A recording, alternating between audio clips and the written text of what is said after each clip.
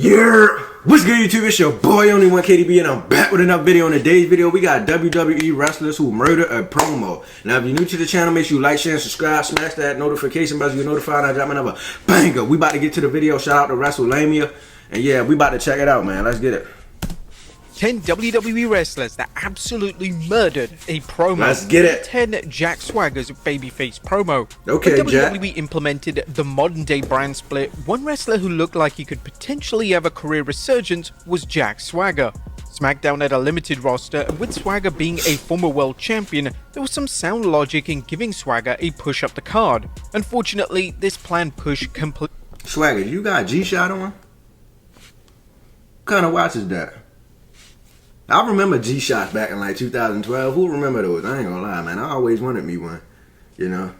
I'm gonna get one soon, though. I don't even know if they still sell them shits. But my bad. Let's get back to the video. Sound logic in giving Swagger a push up the card. Unfortunately, this planned push completely fell apart when Swagger cut arguably the worst promo in SmackDown history. The babyface version of Swagger would cut a promo in street clothes and a backwards cap, and the promo was evidently designed to be cool and hip, but it ultimately made the former world champion look insanely stupid. Swagger would state lines such as, "I have one stone cold fox of a wife." Whoa! Good lord, that was cringe. The crowd had zero reaction and didn't remotely care, and you could visibly see the confidence leave him as soon as the crowd gave him the silent treatment. Number 9, Shotzi's demented promo. On the final SmackDown before Survivor Series War Games in 2023, Shotzi cut a promo on the show that was totally unhinged and completely baffled the crowd. Shotzi explained her motivations for targeting damage control, and while these motivations were grounded and logical, Shotzi's delivery was What the hell was she doing? She was delivering the promo like she was a spooky supernatural character, and it just failed to connect with the audience at all. What was supposed to be a serious and legitimate promo turned comedic incredibly quickly, and even her War Games teammates in the ring looked like they were about to break character and burst out laughing. Number 8, Ronda Rousey doesn't know the WWE schedule. Ronda Rousey's first WWE run received rave reviews. However, when it came to her second WWE run, nothing I always wanted to do that, like win the Royal Rumble and then point at the WrestleMania sign like these. I'm gonna do that. Watch when I get Triple H. I'm telling you, man. I'm a superstar. I jump off the top build. I jump off of that onto a person. I'm telling you, man. I'm extreme. I'm extreme as it get. I'm gonna be the reincarnation of Jeff Hardy. I'm telling y'all. Click. Rousey's work was lackluster at best, and the majority of her promo work failed to generate a significant reaction from the crowd. This was the case on SmackDown in late 2022, as Rousey would be interrupted by a returning Charlotte Flair.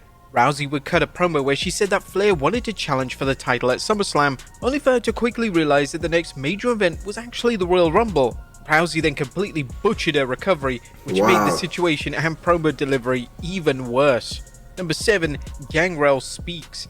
Even though Gangrel was one of the more interesting characters of the Attitude Era, a lot of fans claim that the character's aura completely disintegrated the moment he cut his first promo. The reason to have Gangrel speak never made any sense, as nobody was crying out to hear his voice, and it added to his mystique that he never spoke a word. Gangrel was clearly nervous when delivering the dreaded promo in April of 1999. Okay. He stumbled in his words a number of times during it. It didn't help that Gangrel sounded like the least intimidating Why he got vampire teeth in his mouth? Is that like an edit or like, I said an edit. Is it like, you know what I'm saying, like a mouth guard or something, or that is real teeth? Are alive, which definitely hindered the character. It wasn't a coincidence that Gangrel's WWE push then began to fizzle out after this infamous promo. The promo was no doubt a test from Vince McMahon to see how he would perform on the mic, and due to it being a colossal failure, McMahon likely lost interest in the once captivating character. Number 6, Tamina copies Charlotte's dialogue. Not every wrestler in WWE has been given the opportunity to cut an extended promo. However, when a wrestler is given the opportunity, it's important that they do a great job, as this will usually lead to WWE giving them more time on television, as they've proven they can handle one of the... Okay, so I gotta be able to do promos. Let me check this out. Let me show y'all how to do promos right quick. I'm finna show you.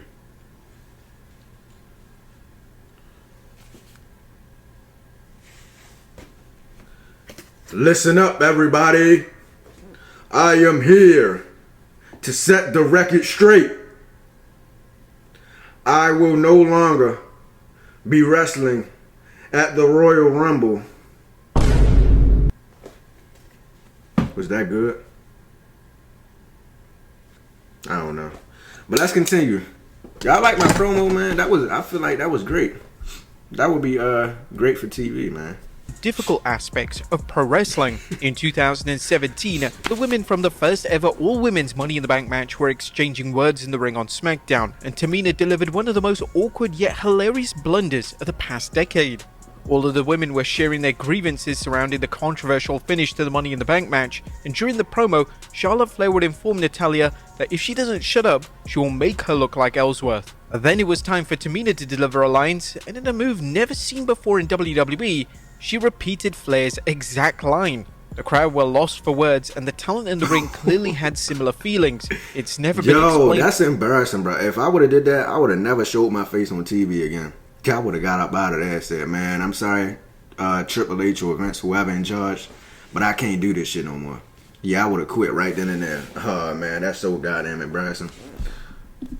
What happened here? Did she forget her lines, or did Flair accidentally steal Tamina's line? Y'all be wondering that. How do they remember their lines? Because I remember Rock put like a line on his hand or some shit like that. And I don't blame him, bro, because I wouldn't remember that shit at all. Like, how can you literally like memorize that shit?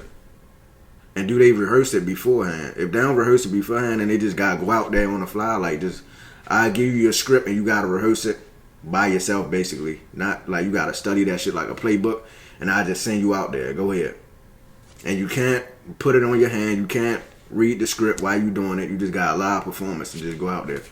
That's some hard shit to do, man. Shout out to the wrestlers. Number 5, Roman Reigns' infamous promo. Roman Reigns' babyface work was always criticized for being corny and unintentionally comedic. Reigns' babyface work, especially when it came to his promo work, was often scripted insanely poorly, and this was a huge detriment to Reigns. As we've all seen since his heel turn, that Reigns is an incredibly gifted talker. Reigns' most infamous promo came back in 2015 when Reigns used the phrase Suffering succotash, son. Suffering succotash. As nobody even knew what it meant, and it was clearly not coming from Reigns' own mind.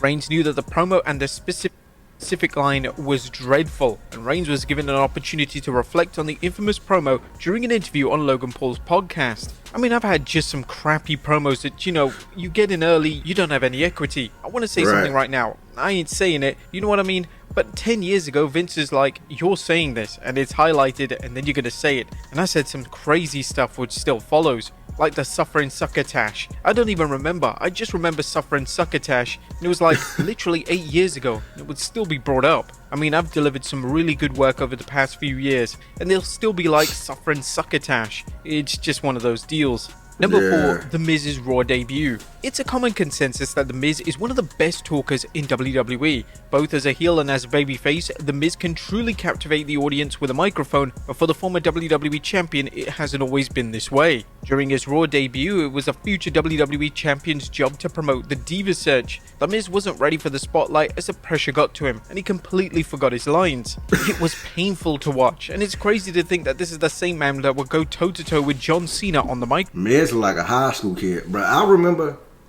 but I would probably forget my promo lines too. I'm not gonna lie, so I don't blame you, Miz. And this was your first time on the show, so you was kind of nervous, and you psyching yourself out because you like, man, I gotta remember these lines, and then you kind of forget them like when you get out there because you nervous as shit.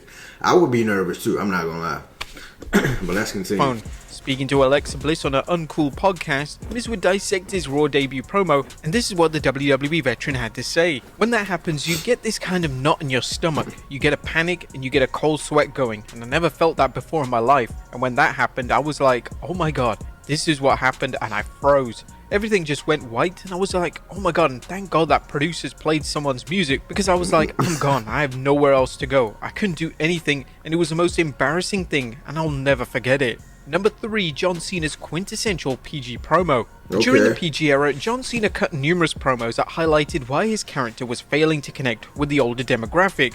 His promos were often kid-friendly and had ridiculous references in them which were designed to make kids laugh. Well, the worst of these took place on Raw in 2010 when Cena cut a promo directed at Sheamus. Cena would scream out baloney, fudge, and mustard, and even reference World of Warcraft. What? They were, to Cena's credit, a few laughs from the audience, yet these were clearly from the kids in the audience, and it was unfortunately the type of promo that makes older wrestling fans ashamed of watching WWE. Number 2, Brock Lesnar laughs at Ricochet's promo. The 20th January 2020 edition of Raw featured Brock Lesnar and Paul Heyman promoting the fact that Lesnar, as WWE Champion, was set to enter the annual Royal Rumble match. Their promo segment went completely off the rails when they were interrupted by Ricochet. Ricochet has never been known as a solid promo guy, so when he attempted to come across as intimidating and legit, it unfortunately came across as incredibly comedic, and the crowd just couldn't care less. The promo was so bad that Lesnar was audibly laughing at it. This definitely wasn't the intention behind Ricochet's interruption, and as a whole, the segment did more damage than good. And number 1, The Undertaker's worst promo ever. Undertaker? The Undertaker's character was in its weirdest place ever in the summer of 1999. Following the disbanding of the Ministry of Darkness, the dead man found himself in an alliance with the Big Show. The Undertaker was slowly reducing the number of supernatural elements within his character, and it's hard to say what this incarnation of this iconic character was supposed to even represent.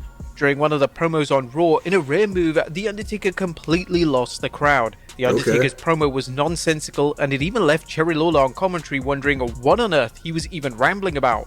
The dead man stated that he and the Big Show took a ride into the desert, and The Undertaker revealed that there was concern that the Big Show wouldn't be able to handle the physical task at hand due to the heat. The Undertaker would then reveal that he only wanted Big Show to have enough gas in his bike to get to the desert, and he was going to have to scramble to survive. It was some of the worst work of The Undertaker's career, as it was just him ranting about conditions in the desert. This was of course the infamous promo segment, which was interrupted by Chris Jericho. Jericho would notoriously bury The Undertaker in his promo, and due to the dead man not being aware of Jericho's promo material, it landed Jericho significant backstage heat. But there you have it, folks, 10 WWE wrestlers that absolutely murdered a promo. But yeah, that's finna do it. If y'all enjoyed that reaction video, make sure y'all like, share, and subscribe. Smash that like button so it can help me get into the algorithm. I'm not the biggest YouTuber on the platform, but I'm trying to get there though. Make sure y'all hit that notification bell if you made it this far into the video. Comment the GOAT emoji because you are the GOAT. I'm finna get out of here. Hope y'all boys enjoy the rest of y'all day. It is currently 6 a.m. I'm grinding early for y'all boys, but we finna get out of here, bruh.